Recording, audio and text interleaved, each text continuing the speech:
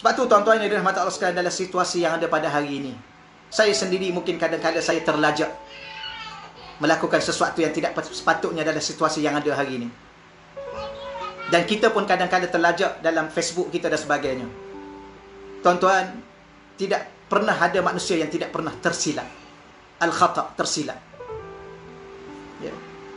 Maka khususnya saya ingatkan sedikit kepada orang-orang ahli politik. Dalam suasana begini, kita boleh meninggal dunia bila-bila masa sahaja. Dan bila mana kita meninggal dunia, saya ulang lagi sekali, tidak ada orang yang akan menyembahyangkan jenazah kita. Bahkan jenazah kita tidak boleh dimandikan. Bahkan jenazah kita tidak dikafankan. Dia dibawa dalam beg plastik terus ke kubur. Keluarga pun tidak boleh lihat. Inilah situasi kita yang ada pada hari ini. Maka saya menyeru kepada ahli-ahli politik, cukup dulu dengan tempoh masa yang ada. Dan kita juga, kita nak post dalam Facebook itu cukup dulu dengan apa yang ada.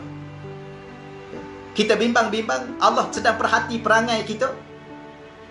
Ya, masih lagi memfitnah, masih lagi mengadu domba, masih lagi menghasut, masih lagi kita mengata. Kita bimbang-bimbang kita mati dalam keadaan hal yang demikian. Dan yang paling bahaya sekali ialah masih lagi ada perasaan dalam hati kita membenci sesama Islam. Ya, kata para alim ulama, ya, sehingga dikatakan ulama kata ada matan hadis, ada hadis. Ya, mungkin kelemahan saya tidak menghafal matan itu. Ya, ada ulama mengatakan sunnah Nabi yang paling besar ialah berusaha untuk menghilangkan seluruh ataupun segala-gala kebencian di dalam hati kita kepada sesama Islam, apatah lagi Islam yang Muslim, yang mukmin. Ya, sunnah Nabi yang paling besar ialah menghilangkan rasa kebencian dalam hati kita, khususnya kepada Muslim, apatah lagi yang Muslim itu yang mukmin, apatah lagi Muslim itu Muslim yang mukmin, yang muttaqin, yang muqarrabin, yang arifin, yang alim. Ya, kerana ada di kalangan kita pada hari ini terfitnah dengan permainan politik, kita terfitnah dengan permainan politik, sehingga kita membenci Muslim, kita membenci Muslim yang mukmin. Bahkan ada di kalangan kita membenci Muslim yang mukmin, yang soleh. Ya, sebagaimana ada orang benci kepada jemaah tabligh. Ya, maki hamun, mencela, menuduh sebarang. Sedangkan mereka hidup dengan sunnah Nabi. Mereka hidup dalam rumah Allah. Dan mereka meninggal dunia dekat syahid kerana mereka ditimpa dengan COVID-19. Dan kita yang masih ada ini dengan mulut celuparnya. Maka ini di antara benda-benda yang Allah sedang perhati. Kalau kita tidak berhenti perkara-perkara begini, mungkin Allah akan sambung lagi. Wal-iyazubillah, kita minta jauh sebenarnya dengan sikap kita. Ya, sekarang ini bukan masalah musuh kita, tetapi masalah diri kita sendiri. Sebab tu Syekh selalu berpesan.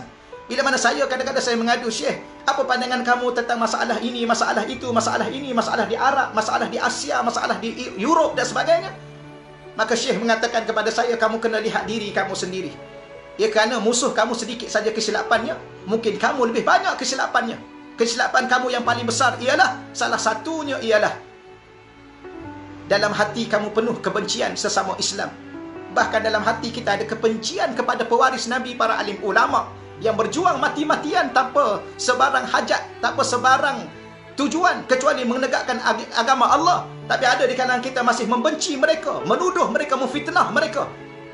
Maka inilah salah satu daripada sikap kita yang Allah sendiri ya sukar untuk menurunkan rahmat kasihan belasnya kepada kita.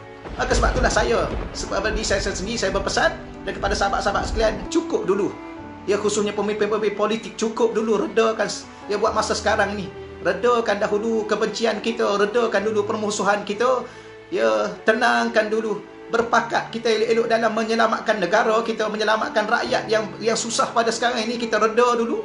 Ya, kemudian kalau dah stabil seperti biasa, kita teruslah, itu hak masing-masing. Tapi kita redakan dulu dalam situasi yang ada pada hari ini, supaya Allah nampak betapa diri kita sekarang ini benar-benar berhajat kepada bantuan Allah, kasihan belas Allah, kasih sayang Allah, pengampunan Allah Subhanahu wa taala.